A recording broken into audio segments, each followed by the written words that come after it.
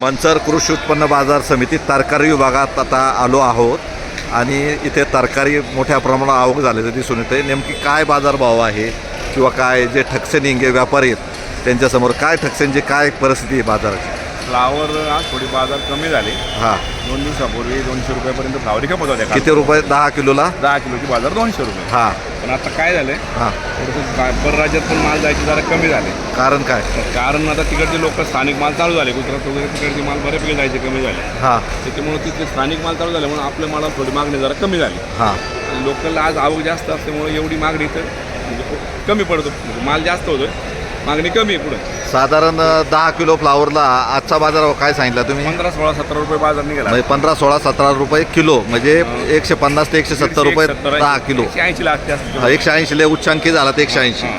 आणि गेल्या वेळेस काय बाजारभाव होता आठवड्यापूर्वी? 22 रुपये 25 रुपयापर्यंत फ्लावर खपत होते, म्हणजे 220 ते 250 रुपयापर्यंत 10 किलोची बाजार। बरं, आता सध्या बरं मार्केट आता बाकीच्या काय काय सांगा ना, फरशीचे काय बाजारभाव आहे? फरशी बाजारमध्ये मागच्या हप्त्यामध्ये 700 रुपये बाजार होते 10 किलोची। हां, ते आज बाजार 300, 350 रुपयावर झाले। निम्म्याने फरक झाला। निम्म्याने फरक झाला।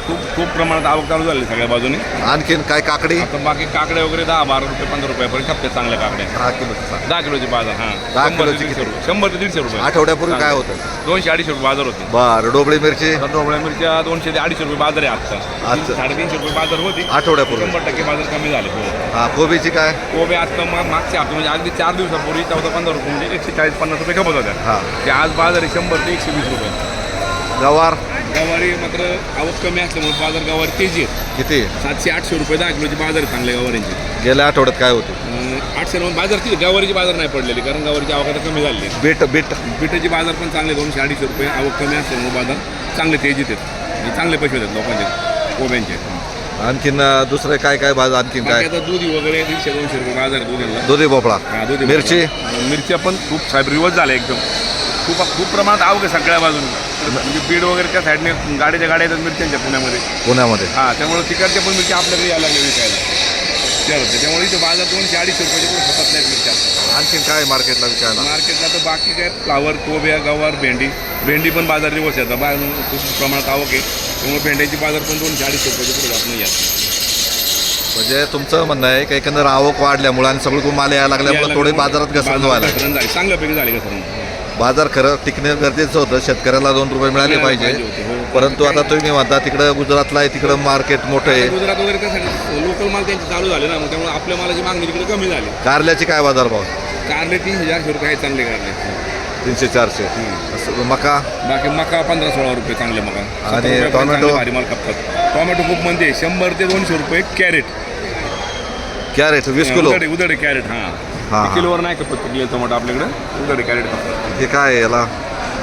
ही तोंडली काय बाजार? तोंडली चांगली तोंडली 500-600 रुपये बाजार चांगला। बाकी जाडा असेल तर मग 200-250-300 रुपये।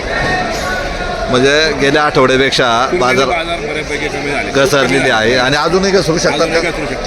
कारण आता पाणी बऱ्यापैकी काय ठिकाणी फ्लावरची अवकात खूप प्रमाणात वाढायला लागले, त्यामुळे फ्लावर जास्त प्रमाणात रिवर्स झाले।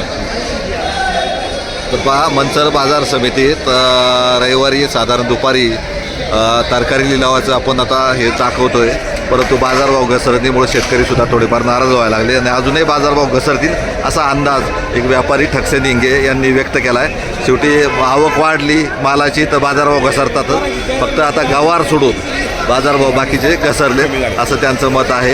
एकंदर सर्व शेतकऱ्यांनी सुद्धा मालाची प्रतवारी चांगल्या पद्धतीने तयार करून आणावी। गवार आणि बीट चांगल्या प्रमाणात बाजार तेजी, 2 आयटम बाजार तेजी आहे ते जे पण शेतकऱ्यांनी कशा पद्धतीने ग्रेडिंग केलं पाहिजे, काय मत आहे तुमचं? आता बीट वगैरे थोडेसे 3 प्रकारे, गोळा, मीडियम आणि बुगी अशा 3 प्रकारे ग्रेडिंग केली पाहिजे।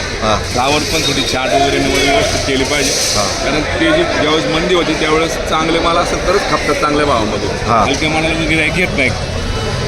तर पहा, त्यांनी सांगितलं का ग्रेडिंग केलं पाहिजे आणि ज्या पद्धतीने मॉलला माल नेतोय त्याच पद्धतीने इकडं आणला तर त्याच टक्करला म्हणजे त्याच पद्धतीने बाजारभाव मिळू शकतात, परंतु शेतकऱ्यांनी सुद्धा ती काळजी घेतली पाहिजे। आणि मंचर बाजार समितीत शेतकऱ्याला चांगला बाजारभाव मिळतो म्हणून खेड, आंबेगाव, जुन्नर, शिरूर तालुक्यातून मोठ्या प्रमाणात तरकारी येथे विक्रीस येते आणि बाहेरून सुद्धा कुठून दलाल व्यापारी येतात खरेदीला। आता बाहेरून आपल्या गुजरातचे पण आता दिल्ली पण फ्लावर चालू आहे आपल्या इथून ना, दिल्लीला पण जातात 2-3 गाड्या असतात रोज। सगळ्या भागातून व्यापारी येतात. पण आता थोडंसं गुजरात वगैरे त्यासाठी कमी झालेलं आहे, म्हणजे लोडिंग कमी झाले आता स्थानिक माल चालू झाल्यामुळे. आता स्थानिक गिरायकावर एवढं लोड मग शक्य होत नाही ना माल उठणं, म्हणून बाजार आपोआप थोडी कमी होते.